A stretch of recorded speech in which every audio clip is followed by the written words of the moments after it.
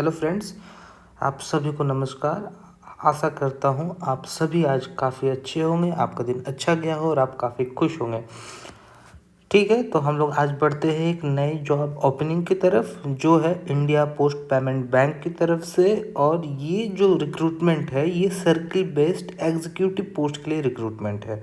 And recruitment किसके तरफ से है दोस्तों? तो ये रिक्रूटमेंट है आपको इंडिया पोस्ट पेमेंट बैंक की तरफ से, IPPB 2025 की रिक्रूटमेंट है। तो चलिए देखते हैं इस रिक्रूटमेंट में आखिर है क्या। तो जैसा कि हम लोग जानते हैं, इंडिया पोस्ट पेमेंट बैंक जो है, ये department of post, ministry of communications के अंदर आती है। और इनका काम क्या है? इनका काम है बैंकिंग सर्विसेज प्रोवाइड करना। किसको? पोस्ट ऑफिसेस को।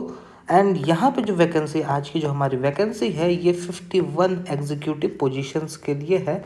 हालांकि ये जो पोजीशंस ये कॉन्ट्रैक्ट बेसिस पे है, बट क्योंकि ये एक जॉब अपॉर्चुनिटी है, तो मेरे हिसाब से आपको इस चीज़ के बारे में बताना काफ़ी अच्छा रहेगा।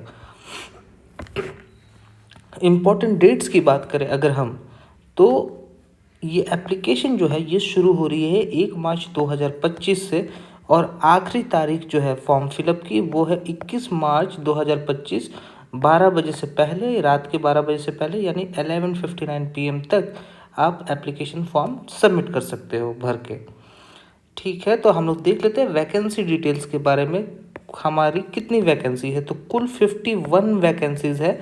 और इसकी अगर एज लिमिट की बात की जाए तो 21 से 35 साल के लोग भर सकते हैं। अनरिजर्व के लिए इन 51 सीट्स में अनरिजर्व के लिए टोटल 13 वैकेंसीज है, EWS के लिए 3 वैकेंसीज है, और OBC के लिए 19 वैकेंसीज है।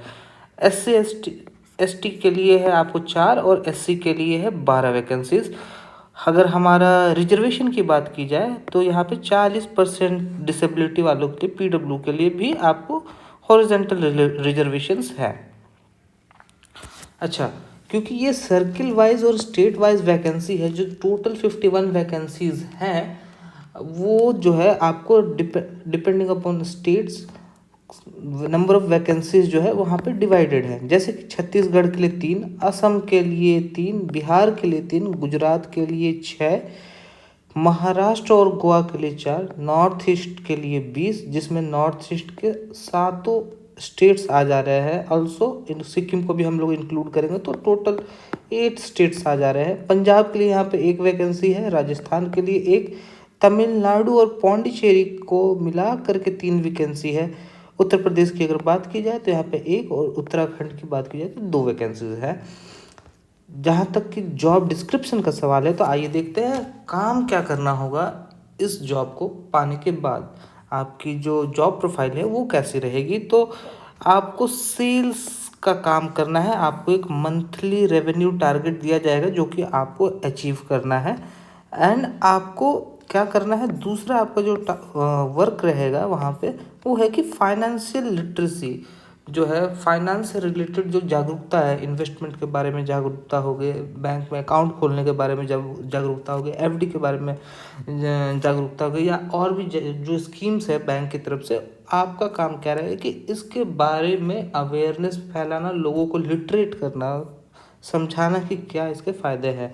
एंड आपको ग्रामीण डाक सेवक जो है, GDS जिन्हें कहते हैं, जो डाक सेवक है, और जिन्हें IPPB या India post payments bank services में जो लोग हैं, ग्रामीण डाक सेवक जो नियुक्त है, उनको आपको ट्रेन करना होगा।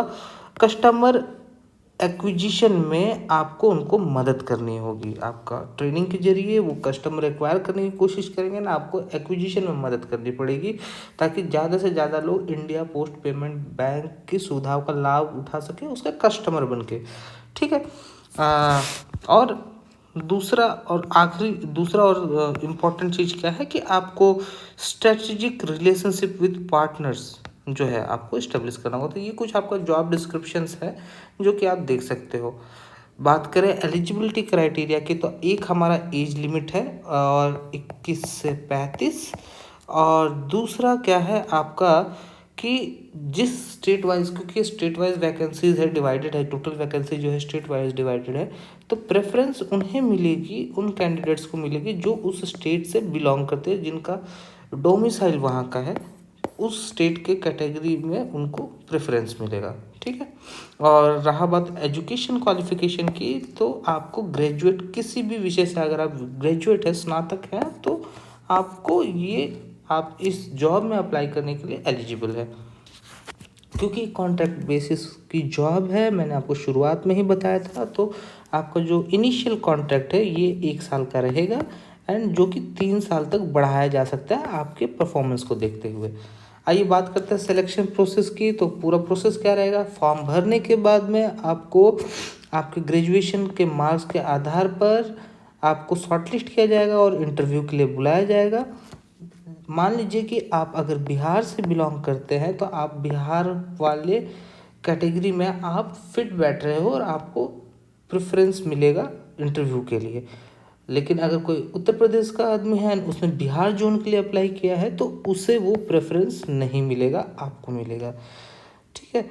अच्छा, मान लीजिए कि 2 कैंडिडेट्स हैं एंड दोनों सेम स्टेट से बिलोंग करते हैं, तो वहाँ पे डेट ऑफ बर्थ जो है वो टाई ब्रेकर रहेगा। या किसी और सिचुएशन में भी अगर 2 कैंडिडेट के बीच में अगर कंपटीशन है फाइनल शॉर्टलिस्टिंग में, तो आपका टाई ब्रेकर क्या रहेगा, डेट ऑफ बर्थ।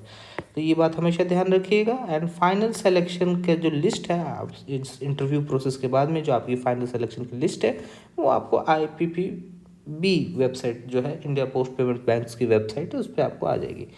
बात करते हैं सैलरी और बेनिफिट्स की। तो आपको 30,000 का मंथली सैलरी इसमें मिलेगा, सारे डिडक्शन को इंक्लूड करके। एंड आपको परफॉर्मेंस के बेसिस पे आपको एनुअल इंक्रीमेंट दिया जाएगा। कितना एनुअल इंक्रीमेंट दिया जाएगा ये अभी स्पेसिफाइड नहीं है, आपको जॉब ज्वाइन करने के बाद ही पता चलेगा। नोटिफिकेशन जो आई है वहाँ पे आपको ये स्पेसिफाइड नहीं है। हाँ, और ये बोल सकते हैं कि इस 30,000 के सैलरी के अलावा, और जो आपको एनुअल इंक्रीमेंट मिलेगी आपके परफॉर्मेंस के आधार पे, उसके अलावा आपको कोई अलाउंसेस, बोनस या कोई बेनिफिट नहीं है। अब हम लोग बात करते हैं फॉर्म फिलअप की। लास्ट डेट से पहले अगर आप फॉर्म फिलअप कर रहे हैं, तो फॉर्म फिलअप करने के बाद में अगर आप SC ST या PWD कैंडिडेट है, तो आपको 150 रुपये का भुगतान करना पड़ेगा। अगर आप जनरल या EWS हैं, तो आपको 750 रुपये का भुगतान करना पड़ेगा फॉर्म फिलअप के बाद। ठीक है। अगर आप OBC कैंडिडेट हैं, तो भी आपको 750 रुपये का भुगतान करना पड़ेगा फॉर्म का। अप्लाई करने के लिए आप इस वेबसाइट पे चले जाए, indiaPostPaymentBanksOnline.com। ये वेबसाइट मैंने डिस्क्रिप्शन में दे रखी है, आप वहाँ से जा सकते हैं। वहाँ जाने के बाद में आप रजिस्टर कर लीजिए, एंड उसके बाद में आप ये डॉक्यूमेंट्स जो हैं, जैसे फ़ोटो हो गया, सिग्नेचर हो गया, थंब इम्प्रेशन हो गया, डिक्लेरेशन हो गया और रेज्यूमे जो हो गया, इन सारी चीज़ों को आप क्या करें, अपने अप्लाई करने के समय में आप इन सारी डॉक्यूमेंट्स को रेडी रखें एंड वहाँ पे अपलोड कर दें।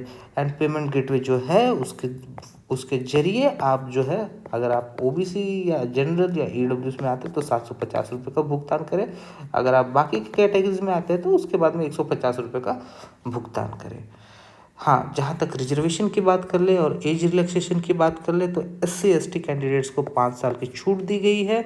OBC अगर नॉन क्रीमी लेयर से बिलोंग करते हैं, तो उन्हें 3 साल की छूट दी गई है। PWD कैंडिडेट्स अनरिजर्व्ड से बिलोंग करते हैं, तो 10 साल की छूट, या OBC है तो 13 साल की छूट दी गई है। हाँ, PWD कैंडिडेट अगर SC ST है तो 15 साल की छूट दी गई है। जो लोग एक्स सर्विसमैन हैं, उनके एज में छूट जो दी गई है, एज पर तो गवर्नमेंट रूल्स जो है उस हिसाब से उनको छूट दी गई है। इम्पॉर्टेंट नोट ये है कि आपको इंटरव्यू के लिए, क्योंकि पहला स्टेप क्या है, आपको आपके ग्रेजुएशन के मार्क पे शॉर्ट लिस्ट किया जाएगा इंटरव्यू के लिए। एंड आप जब इंटरव्यू के लिए जाओगे, तो आपको कोई भी TA या DA नहीं प्रोवाइड की जाएगी। मल्टीपल एप्लीकेशन, अगर आप कोशिश कर रहे हो कि आप बिहार में भी आपने एक फॉर्म डाल दिया बिहार जोन के लिए भी, और उत्तर प्रदेश के लिए भी उत्तर प्रदेश जोन के लिए भी अगर आप एक फॉर्म डाल रहे हो, तो ऐसा एक्सेप्ट नहीं किया जाएगा, ऐसा अलाउड नहीं है। एंड अगर आप पकड़े जाते हो ऐसा करते हुए, तो आपका फॉर्म जो है वो कैंसिल किया जा सकता है, रिजेक्ट किया जा सकता है। कृपया इस बातों का ध्यान रखें। ठीक है। अगर आपको ज़्यादा जानकारी चाहिए, तो मैं आपको ऑफिशियल नोटिफिकेशन जो है वो मैं डिस्क्रिप्शन में डाल दूंगा, आप वहाँ से जाकर PDF डाउनलोड कर सकते हैं और उसके लिए आप यहाँ इस वेबसाइट पे भी जा सकते हैं। इंडिया पोस्ट पेमेंट्स बैंक की वेबसाइट है जो कि मैंने डिस्क्रिप्शन में डाल रखी है। आप यहाँ पे जाके इस लिंक के थ्रू आप जाके एक्सेस कर सकते हैं ज़्यादा जानकारी के लिए।